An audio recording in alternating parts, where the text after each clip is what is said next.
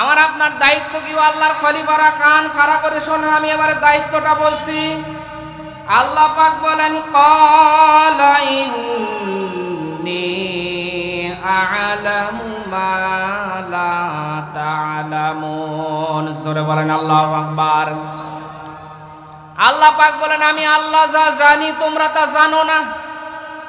আল্লাহ পাক কি জানে যেটা ফেরেশতারাও জানে না। আজকে আমাদেরকে জানা লাগবে, ও আল্লাহর খলিফা আমার আল্লাহ তাআলা কেন আপনাকে আমাকে খলিফা করে পাঠালেন, দায়িত্ব কি? কোরআনে কারীম জানিয়েছে, ইয়া দাউদু ইন্না জাআলনাকা খলিফাতান ফিল আরদি ফাহকুম বাইনান নাসি বিল হক। জোরে বলেন আল্লাহু আকবার।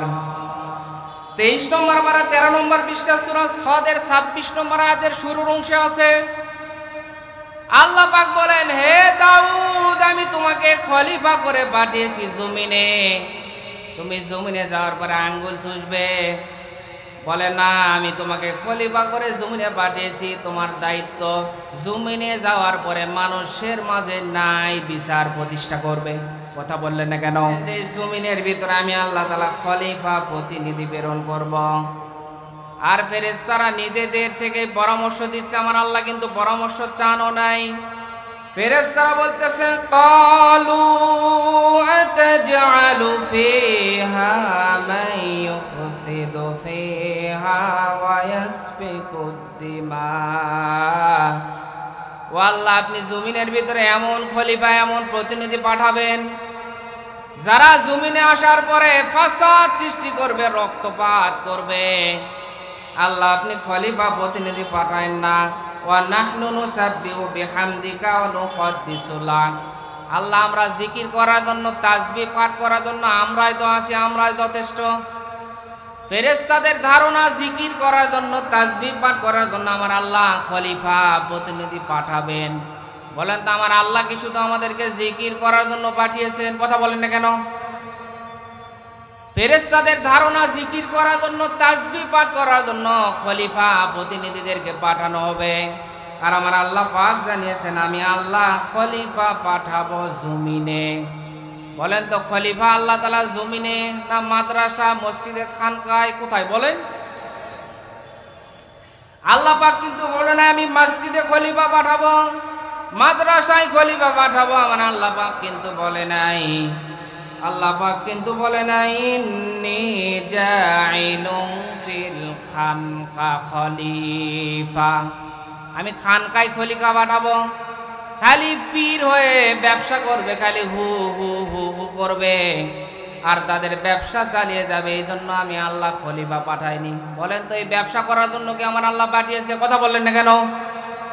কারণ এই সমাজের ভিতরে অনেক পীর আছে যাদের দরবারে কোরআন নেই, কোরআনের শিক্ষা নেই। ওই দরবারগুলোতে চলে বাবার নীতি।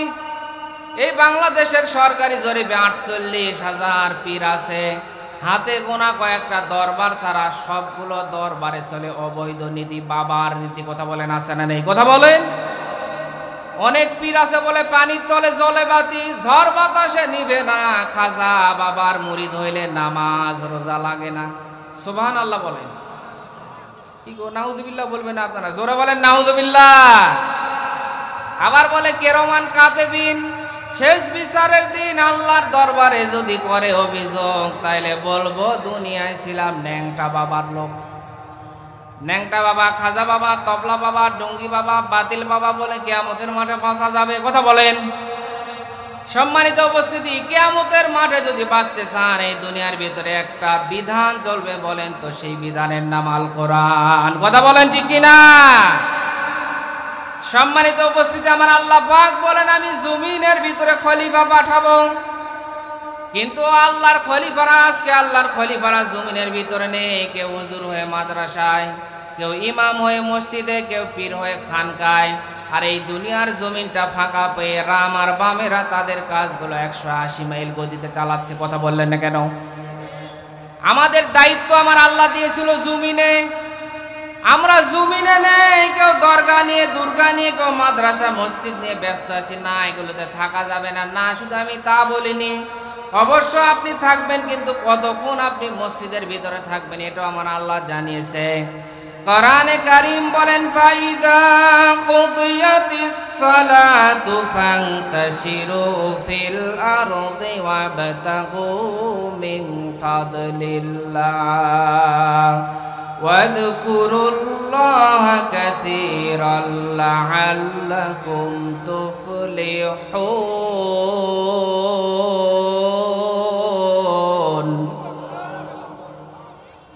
28 নম্বর পারা 13 নম্বর পৃষ্ঠা সূরা জুমার 10 নম্বর আয়াত। এটা আল্লাহ পাক জানিয়েছেন, ফাওয়াতপর ইদা যখন কুদিয়াতিস সালাহ নামাজ শেষ হয়, ফান্তাশিরু সরিয়া পড়ো ফিল আরদি জমিনে, ওয়াবতাগু মিন ফাদলিল্লাহ আল্লাহর অনুগ্রহ অনুসন্ধান করো, ওয়াযকুরুল্লাহা কাসীরান কাসীর মানে বেশি, কাসীর মানে আরো বেশি। আল্লাহ পাক বলেন তুমি নামাজের ভিতরে মসজিদের ভিতরে যতক্ষণ আমি আল্লাহকে স্মরণ করলে এর চাইতে জমিনের ভিতরে আমি আল্লাহকে আরো বেশি স্মরণ করো। কারণ মসজিদের ভিতরে নির্দিষ্ট 10 মিনিট 15 মিনিট ছিলেন, কিন্তু ওর চাইতে ঘন্টাকে ঘন্টা আপনি বাইরের ভিতরে আছেন। কারণ বাইরে বেশিক্ষণ থাকলে বলেন তো বেশি আমার আল্লাহকে স্মরণ করার দরকার আছে না নাই? কথা বলেন। কারণ আপনি যে কাজ করছেন, আপনাকে যে খেলাফতের দায়িত্ব দেওয়া হয়েছে, আপনি জমিনে যাওয়ার পরে আপনার দায়িত্ব ঠিক মতো পালন হচ্ছে কিনা আপনি আল্লাহকে বেশি বেশি স্মরণ করেন। আপনার যে ব্যবসা বাণিজ্য আছে, আপনার মাঠের কাজ ঘাটের কাজ আছে, সে জায়গায় যাওয়ার পরে আরও আমার আল্লাহকে বেশি স্মরণ করেন। কারণ আল্লাহ তাআলাকে যদি কেউ বেশি স্মরণ করেন ওর দ্বারা আল বেশি কাটা সম্ভব হবে। কথা বলেন, সম্ভব হবে? অনেক মানুষ আছে নামাজও পড়ে, আলও ঠিকছে কাটে, এমন আল কেটেছে যে দেখা যায় যে আলের উপর দিয়ে যাওয়াই মুশকিল হয়ে যায়। বলেন তো এরকম নামাজি আছে না নেই? কথা বলেন না কেন? কারণ ও নামাজের ভিতরে যতক্ষণ আমার আল্লাহকে স্মরণ করেছে, নামাজের বাইরে যদি আমার আল্লাহকে ওর চাইতে বেশি স্মরণ করতো তাহলে পড়ার মানুষের হক নষ্ট হবে, এই ভয়ে ও কিন্তু বেশি আল পাড়তে পারতো না। কথা বলেন ঠিক কিনা? এই যে বাজারের ভিতরে যারা ব্যবসায়ী আছে, আমার আল্লাহর স্মরণ যদি তাদের অন্তরে থাকে তাহলে ব্যবসার ভিতরে কোনো দ্রব্যের ভিতরে ভেজাল দিতে পারবে না। বলেন তো ভেজাল দেওয়া ব্যবসায়ী আছে না নেই? কথা বলেন। সম্মানিত উপস্থিতি, এই জন্য আল্লাহ তাআলা বলেন নামাজের ভিতরে যতক্ষণ আমার আল্লাহকে স্মরণ করেছেন, জমিনের ভিতরে গিয়ে তার চাইতে বেশি আল্লাহকে স্মরণ করো। সম্মানিত উপস্থিতি, আমার আল্লাহ পাক আমাকে দুনিয়াতে খলিফা করে পাঠিয়েছেন, অথচ আমরা আল্লাহর খলিফা নয়। কেউ 18 খলিফা, কেউ দেওয়ানবাগের খলিফা, কেউ রাজারবাগের খলিফা।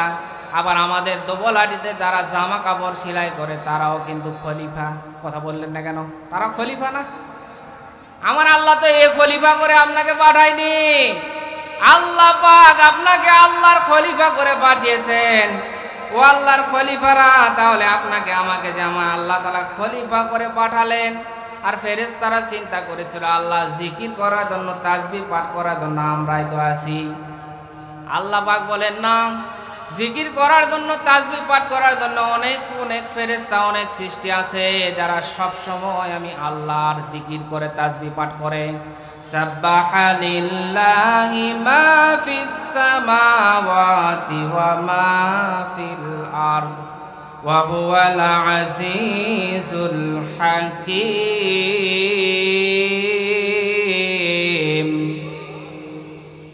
28 নম্বর পারা 4 নম্বর পৃষ্ঠা সূরা হাশরের 1 নম্বর আয়াত। এটা আল্লাহ পাক জানিয়েছেন এই জমিনের ভিতরে এমন কোন সৃষ্টি নাই যারা আমি আল্লাহর তাসবিহ পাঠ করে না, অথচ তোমরা তাদের ভাষা বোঝো না।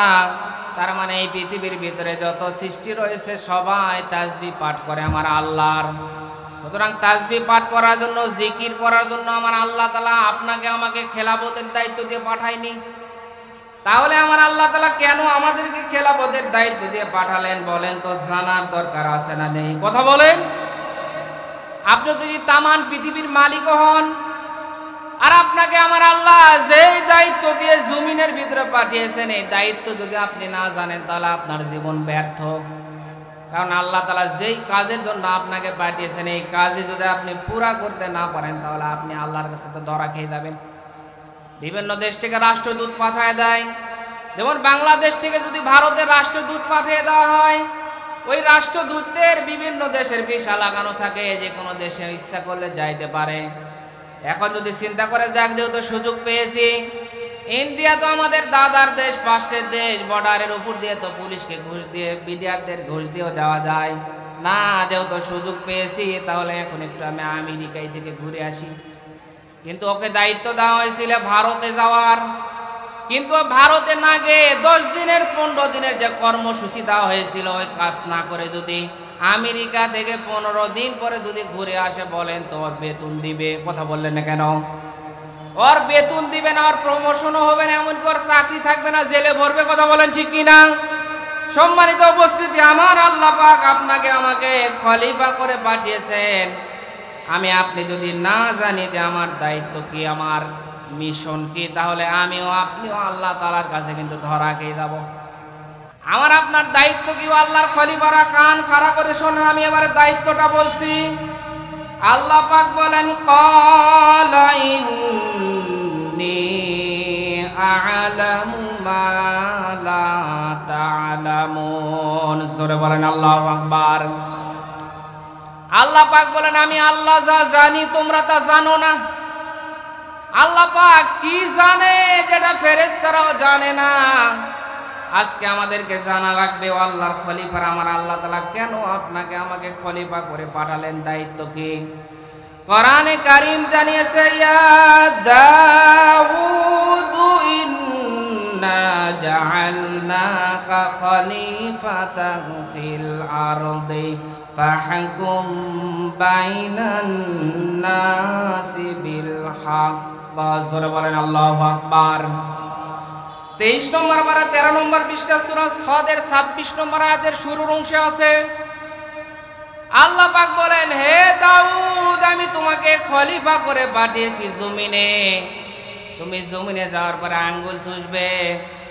বলে না, আমি তোমাকে খলিফা করে জমিনে পাঠিয়েছি, তোমার দায়িত্ব জমিনে যাওয়ার পরে মানুষের মাঝে ন্যায় বিচার প্রতিষ্ঠা করবে। কথা বললেন না কেন? তার মানে আল্লাহ পাক খেলাফতের দায়িত্ব দিয়ে জানিয়েছেন, যারা আমার আল্লাহর খলিফা তাদের দায়িত্ব হচ্ছে সমাজের ভিতরে ন্যায় বিচার প্রতিষ্ঠা করা। ওয়ালা তাত্তাবিউল হাওয়া। আল্লাহ পাক বলেন, তোমার মন মতো খেয়াল খুশির অনুসরণ তুমি করতে পারবে না, কারণ তুমি খলিফা। তোমার দায়িত্ব হচ্ছে সমাজের ভিতরে ন্যায় বিচার প্রতিষ্ঠা করা। ও আল্লাহর খলিফারা যারা এখানে আছেন, বুকে হাত দিয়ে বলুন তো, আজকে কি এই সমাজের ভিতরে ন্যায় বিচার আছে? আরে কথা বলেন না কেন? আমি বাংলাদেশের কথা বলছি না, অন্য দেশের কথা বলছি। ও আল্লাহর খলিফারা, আল্লাহ পাক আপনাকে আমাকে দায়িত্ব দিয়েছিলেন, দুনিয়ার ভিতরে এসে খেলাফতের দায়িত্ব হচ্ছে এই সমাজের ভিতরে ন্যায় বিচার প্রতিষ্ঠা করা। অথচ আজকে তামাম পৃথিবীর ভিতরে আপনি তাকিয়ে দেখেন, ন্যায় বিচার হচ্ছে না। এমনকি এই পৃথিবীর ভিতরে এমন কিছু মানুষ আছে যারা অপরাধ করে, অপরাধ করার পরে যখন দেখে অপরাধ হয়ে গেছে, তখন তারা এই অপরাধগুলো কিছু ভালো মানুষ, নিরীহ মানুষের উপরে চাপিয়ে মিথ্যা মামলা সাজে, নাটক সাজে, নিজে ভালো সাজে। কথা বলেন আছে না নেই? আরে কথা বলেন না কেন? কোরআনে কারীম জানিয়েছে, ওয়ামাইয়াকসিব খাতিআতান আও ইসমান সুম্মা ইয়ারমি বিহি বারিয়ান ফাকাদ ইহতামালা বুহতানা ওয়া ইসমাম মুবিনা। জোরে বলেন আল্লাহু আকবার। 5 নম্বর পারা 15 নম্বর পৃষ্ঠা সূরা নিসার 112 নম্বর আয়াত। আল্লাহ পাক বলেন, যারা দুনিয়ার ভিতরে মানুষ হয়ে নিজে অপরাধ করার পরে যারা অপরাধ করেনি তাদের উপরে মিথ্যা নাটক সাজিয়ে যারা অপরাধ চাপিয়ে দিবে, এ ধরনের কিছু মানুষ থাকবে। আর যারা এই অপরাধগুলো করবে, কিয়ামতের মাঠে স্বয়ং আল্লাহ তাআলা তাদের বিরুদ্ধে দাঁড়ায় যাবে। বলেন তো, আমার আল্লাহ যদি কারো বিরুদ্ধে দাঁড়ায় তাহলে ও বাঁচতে পারবে কি? কথা বলেন না কেন? আল্লাহ পাক জানিয়েছেন, ইন্নামাস সাবিলু আলাল্লাযীনা ইয়াযলিমুনান নাসা ওয়া ইয়াবগুনা ফিল আরদি বিগাইরিল হক উলাইকা লাহুম আযাবুন আলীম।